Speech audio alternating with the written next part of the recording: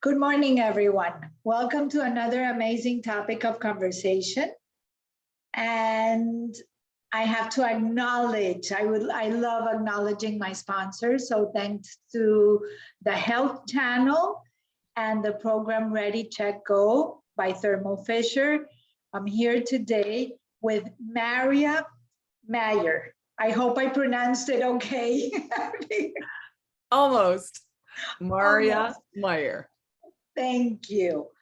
You're the interim acting director of the Women's Fund. So please, before we begin, and I drilled you with a lot of questions, tell me a little bit about yourself and the Women's Fund. First, I need to confess to everybody, your listeners here, that I have a real affection for Gladys, and all of the conversations that I have with her can go pretty deep, pretty quickly. And if we're overly familiar, I'm going to just apologize in advance. This is a person I love to converse with. So strap on your seatbelts, folks. We're going for a ride. Marya and Gladys are here. The feeling is mutual. So my name is Marya Meyer. I'm the interim executive director of the Women's Fund Miami-Dade, and I'm the immediate past board chair of the organization.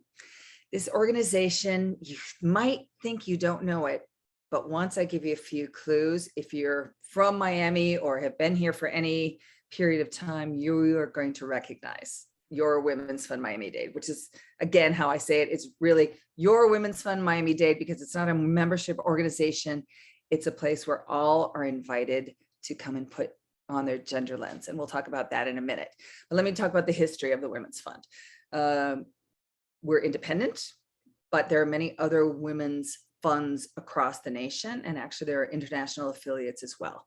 Only 1.9% of philanthropy is dedicated to women and girls. And so Women's Funding Network is the umbrella organization that tries to put a lot of us together to see what we can do about it. Philanthropy and focus on gender issues is essential for us to rebuild systems. So we are part of, independently part of a larger think tank, if you will.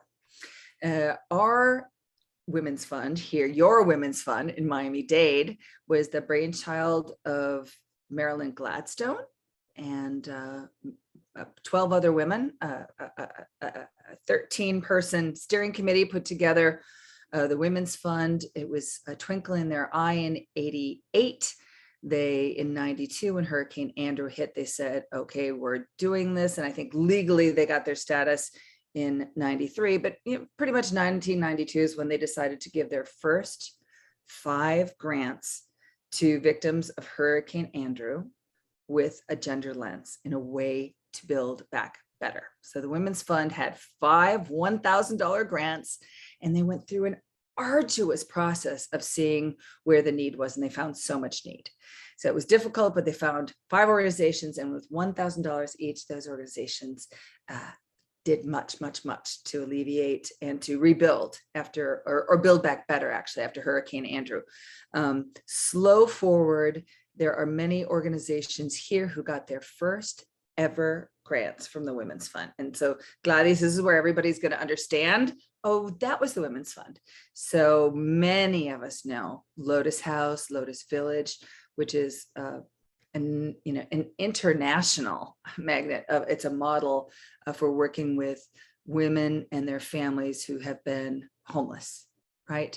So over 500 people, I think 526 the last time I visited Lotus House, are hosted overnight, and making a true transition for those folks into sustainable and thriving life. So the first grant that Lotus House ever got was from your Women's Fund Miami-Dade.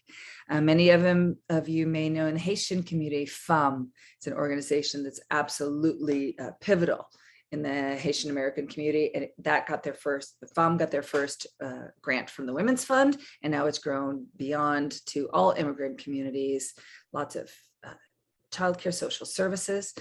Urgent Inc. as well, an amazing organization that works with youth, giving them a place to thrive, especially after school. Amazing I don't want to oversimplify what they do. Urgent Inc. If you've never heard of them, I encourage everybody to go and check them out. Then there's another organization called Leap for Ladies. And I know you know them, Gladys, but Leap works with women who have been incarcerated. They work with women who are in the prison system, and they start 6 months out before they transition out back into quote unquote civil society. And when you dig deep there are so many things that need to be addressed, and we can just all thank heavens for organizations like Leap, who are addressing some of the big societal boo-boos and mistakes that we make. So Leap for Ladies also got their very first grant from the Women's Fund. So this town would not be the same town without your Women's Fund. And we've been around for 30 years doing more than one thing. And I'm sure we'll talk about that. We've got current iterations as well, but it's good to know some history. I know, and we look forward to applying for a grant as the power of the heels. So I want to read some stats that you put out there. In 2019, 17.4% of women and girls in Miami-Dade were below poverty, compared to men and boys that were 13.6. More women rely on public health insurance. 35% of women have public health insurance compared to 30.7 in men.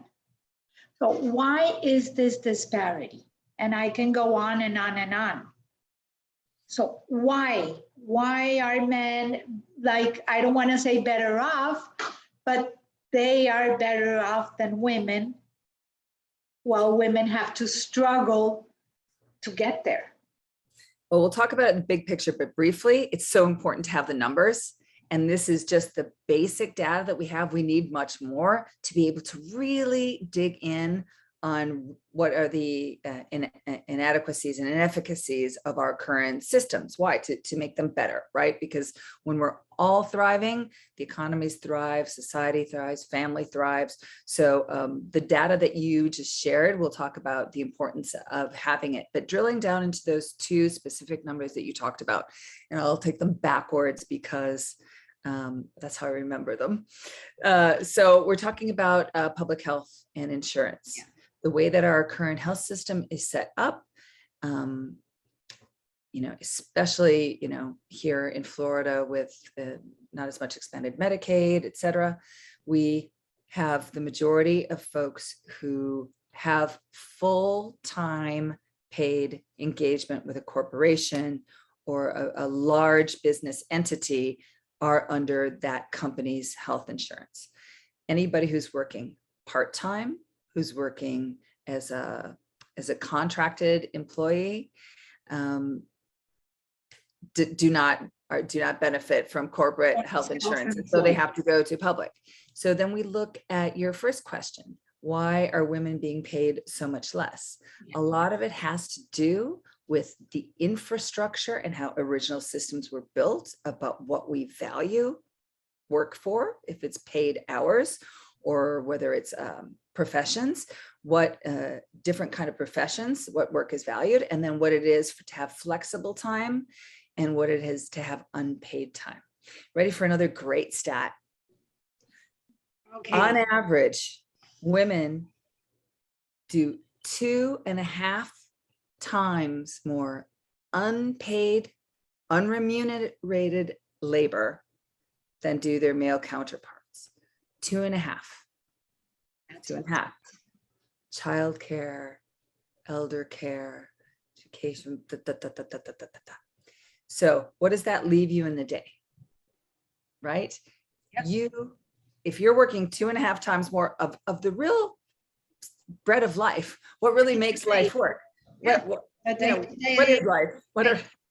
Right? If you're doing 2.5 times more of that, don't you need some flexibility in your work?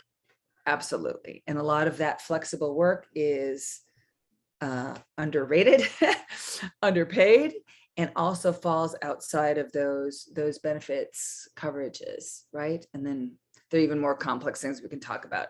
There are also benefits cliffs that all of a sudden, if you do work 2 jobs and you start making a little bit more, then you can't get health And insurance, there's et cetera, other et cetera, et things cetera. that you're losing, time with your kids. I know. So it's how do you balance the whole thing? And it's not even about the woman's choice necessarily about finding balance. It's about society's recognition of the need for flexibility, of the need to have infrastructures and work that values this other time. And then it's the overreaching and really important, and I think really exciting for however anybody identifies, male, female, or any other. There are real possibilities of a more enriching life when we share the stuff of life, right? The kind of traditional, oh, she handles all that and I'm gonna, I don't have to. A lot of men or people who identify differently are missing out on a lot of the great stuff of life, and the capacity for our economy to work better if we all had a more equitable share of that responsibility versus burden. Some things are a burden and some things aren't. But you know what? I found lately, I don't know if you've seen the Tide commercials. The Tide commercials were always geared towards the women washing the clothes. And now, look at it. The Tide commercials are now men washing the clothes. And on one, it was a guy with the baby strapped on top of him and folding the clothes. So I think they're trying to get out a message that it's okay for men to help out and do the responsibilities or share in the responsibilities. But I found that it was interesting that their whole Terrific. campaign was towards men. That's terrific. And it's making it real. It's making it Yep. real. I do a lot of personal growth, courses and all that kind of stuff that keep me sort of engaged and excited about life. And there's one of those teachers and thought leaders, Vishen Lakhiani, who talks about, being extraordinary and having extraordinary capacities, entrepreneurial and personal capacities. And it was really interesting to hear how he framed when, they had their first kids. There was no question that it was going to be shared. And what he thought originally was he was going to need to give up. He wouldn't be able to be as successful. He wouldn't be able to be as creative. But it wasn't about that. It was about reframing the approach to time management and to focus and mindfulness and being present where you are, and taking those things back and taking, things that were fluffier in your quote unquote serious work world that actually were much fluffier than taking your kid to school, right? And making those kind of qualitative shifts, not just like, oh, I'm going to do her work, I'm going to take these tasks over. It's really a re-envisioning and a reimagining. That was what it was supposed to be. Women were supposed to cook, take care of the kids, and the men were supposed to go to work. And if you put what women did in the whole day, it was actually a lot. It was taking care of a household, childcare, maybe parents. It was a lot. I remember one time when my mother got sick and I used to go back and forth to Colombia, and my son saw me and he goes, "Oh my God, you look really tired." And I go, "Well, I call it the pizza." And I had to cut the pizza slices according to whoever needs it most. And now my mother needs it most. So the pizza slice for me was like tiny, tiny, tiny. And that's how you got to balance. I call it the balancing of the pizza pie. And who needs more and how do we need to share our time so that everything happens? Because that's what we do. Well, that leads to that other topic that we touched on before, how are different activities valued. So you named what were traditionally uncompensated or really very slightly compensated activities. So you can look at teaching, you can look at food, you can look at caring for for people on each edge of the age spectrum, right? Healthcare, There are many, many professions that need re-examining and redesigning, and this whole pandemic lens of looking what is truly essential and what is not is a huge opportunity that we may or may not miss to re-examine really the value of things. Correct, because it completely changed. Let me ask you something. On a local, on the national scale, because we're not even going to expand into the international scale, which there is a bigger gap difference, because, for example, in Latin America, there's the machismo culture. I remember when President Uribe was elected and he chose 5 women to be part of his cabinet. And in the first page of a magazine was like, oh, Uribe really knows where to put his power, and it wasn't the women. So that was part, and all the machismo has changed, but very little. Still, in this country, we also have that gap. Like men are likely to negotiate much more than women. So when you're negotiating your salary and a man is negotiating your salary, men tend to negotiate a better deal. How can we empower women to do that? I think I'm going to let you and Power of the Heels answer that. It has been really hard because we underestimate what we do. We really underestimate all the work that we do. Like yesterday, I was talking to a woman that wants to change jobs. And I go, you need to ask for this, this, and this. And she goes, no, I can't ask for so much. And I go, why not? Let's take a list of what you do in your work. And we started writing, and it was a huge list. And if you compare it to men and what men do, and I'm not talking the unpaid that you're talking about, I'm just talking work related. Well, I think it's really good, to stand back, and it's not so much us and them. It's like re-examining how things work in general. So how they were originally structured really influences and has a huge lens on, and how people get in a rut of how we work and how we, and how we behave. So take the corporate setting, for example. Yeah. So traditionally, there has not been transparency about payment for work. It's been shamed. It's been everybody be quiet. And that is not beneficial to anyone, especially for women. Another tradition in all kinds of hiring practices is one that's now been like called out, and people see how silly it is, but that hasn't really hit all corporations yet. Asking for a whole series of qualifications that really don't apply at all to the job, right?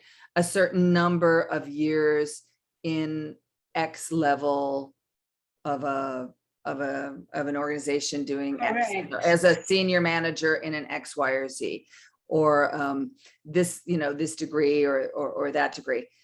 If it pertains, absolutely essential. If it's a technical degree, if you're a nurse, if you're there's so many things that it does apply, but the great majority do not. And so it automatically prejudices people who've been not given promotions because they don't look like the boss, and the boss was traditionally a man, and our natural predilections are to see ourselves in someone, and to support them in growth. So that's a bias that's been studied time and time again. Also, it penalizes people who've come in and out of the workplace. So if there's so many single working moms here, in addition, but often, who's earning the most salary, who decides to take off, come in and out of the marketplace. What was your last salary? Right? And what do you do? How can you compare taking care of a baby or becoming a mother, and then there's a gap? Right. Or I was executive vice president of a bank, but then I've been gone for 5 years. Oh, right? You cannot do that. You're out of the But work. we should be able to, but we Realize. should be able to. Yes. And there are all kinds of different metrics that one can apply to say, actually, there's there's great interest in having somebody who has that kind of diversity, because the most diverse companies and the ones with more female executives are, being shown again and again now. And I'm not going to rattle off stats I don't remember here, but often for consumer products and others, when you have women in power, you have better bottom lines. And that speaks to a lot of people. I know, and there was a study now that came out that it was 13.4, between 8 and 13.4, if you change only the leader from a woman to a man, and the return on the investment in the company. And this was done by the World Bank. Say that one again. Say it one more time, Doug. It's between 8 and 13% more on the return of the investment for the company when you just change the leadership from a man to a woman, because they invest more in their people. They invest more. They have a way of connecting emotionally with the workers. And so they get people to do a better job. I think it's important for us to both take the moment and clarify. There's nothing, I'm all about all of us, right? Yep. My dad's my best friend. I've lots, this is not about anything negative about any gender. It's really about looking at systems and saying, this one's fine. Actually, look at this system. It's actually fine. We put out a gender lens, no big problems here, maybe a tweak here and there. But many systems you look and you put on your gender lens and you go, oh, everything that we were missing because we didn't look and see with the gender lens. Correct. And the emotional part. Women or men are different. Women are from Mars, men are from Venus. That's exactly how it is. And if we take the best of the women's side and the best of the men's side, it can be an amazing team, but an equal team. Yeah, equivalent, really. They're all different kinds of theories. So, and we can't put that kind of blanket on anybody either, because it's stencil. There are many women who are completely analytical, right? There are people who are processes people and numbers people. Yeah, versus we cannot generalize. There's no question. It's finding the right fit, and then looking at systems and support systems for basic infrastructure. We know that kids need to go to school, and if we don't have public school systems that work, we don't have a forward moving society. Well, we haven't applied that to early childcare and early learning, a huge gap, which has now finally been recognized nationally.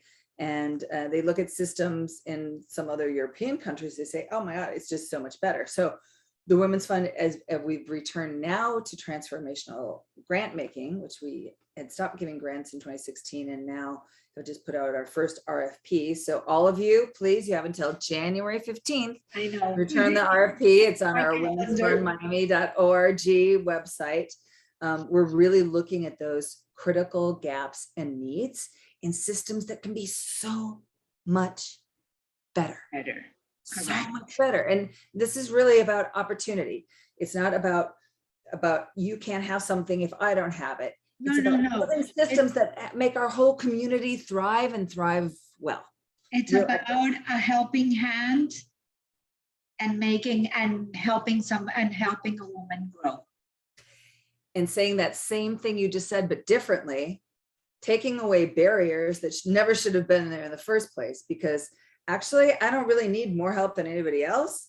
I just need to have a playing field that works for me, that wasn't designed. Let's take it to design. So let's hold the thought that our economy and many businesses have been designed from a male perspective first. So let's remember that. That's where this is going to apply. But then you take it to other things that are maybe easier to visualize, like mechanically, right? So we now know that because cars and safety systems are tested on a 50% male dummy, right? That's the person who's in there and all those car crashes that you see. Yeah. That women are, I believe it's 17% more likely to die in a car crash than men because of the safety systems, because it's not designed around women. Yeah, of course, the women is set to the side as a passenger. You know, we have this amazing impact collaborative that's on our website. All of them are to review. So these monthly meetings that I know you attend often, Gladys, where we bring experts to tell us what the heck's going on in this issue. There's this emerging gap in need. What's going on? So we just did one last month about the proverbial pink tax. What happens when we don't put on a gender lens and examine things for men and women? So that's one of them. We're more likely to die in a car crash. I think it's 26% less likely to have somebody come to our rescue if we're having a heart attack or if we need CPR, because people have always practiced on a mannequin and they don't know what to do with breasts. They don't know what to do when you know, a woman needs CPR. And so this creative team is putting together an open sourced design for womannequins. So that's an issue. One thing that was discovered, I think it's maybe a decade ago now, but still a lot of people don't know, is the classic symptoms of a heart attack manifest differently in a man than in a woman. Yeah. So everybody's told the symptoms of a heart attack are ... When in a woman, it manifests completely differently. So all these women, it's the #1 killer of women. Because we designed either purposefully, which once in a while happens, that, you know, somebody's a mean patriarch and really doesn't believe women are as good or as worthless, but I think, or worthless, you know, that does exist. But a great majority of the time, I think it's just like, oh, the person who was designing it was a guy and he thought he was doing a good enough job, but without that female perspective, without the gender lens in physical design, medical design, PPP masks were a great recent issue. They were not fitting women as well because they were originally designed on a male face. If we don't apply that gender lens, we're less efficient as a society. We can do so much better instead of moving forward. And I know that we can stay here talking about a million things because my part 2 that we didn't even talk about was the part of domestic violence and everything that you're doing about it. But I have to ask you one last question before we leave. Did that campaign on Daddy, why do you pay women less? Did it work? Did it create the impact that you were expecting? Kaufman-Rawson has supported that campaign for some time. Yes. And we talk about this often, about how it's really greatly impacted individual companies and individuals to ask this question. But they're talking about so much more that we can do. So much more that we can do. Very few companies understand how to get pay equity as a policy within their company. And we can do better. And we need to shake off that stigma and get people to commit and to do it and to understand that it's a process. It's about transparency. It's about some of those entry level barriers. It's about flexibility and having those systems in place. I think that's aspirational here in Miami-Dade. I think there's a lot that we can do, and having a few companies like Viking Cruise Lines and or Norwegian Cruise Lines, and Kaufman-Rawson to say we have a policy. And it's not that hard. You can do it. And you can do it step by step by step. It's not going to kill your bottom line. In fact, it will end up improving your bottom line over time. So yeah, stronger together. There are lots of projects we still need to do. That's why I think the Women's Fund Miami-Dade is going to be around for a while.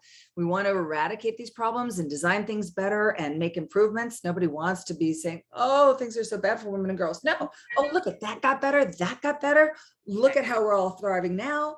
And equal pay is definitely one of those areas. So let's work on it together, Gladys. Of course. And I love your gender lens. So thank you. Thank you. And definitely to be continued. So everyone, have a great day. And above all, stay safe.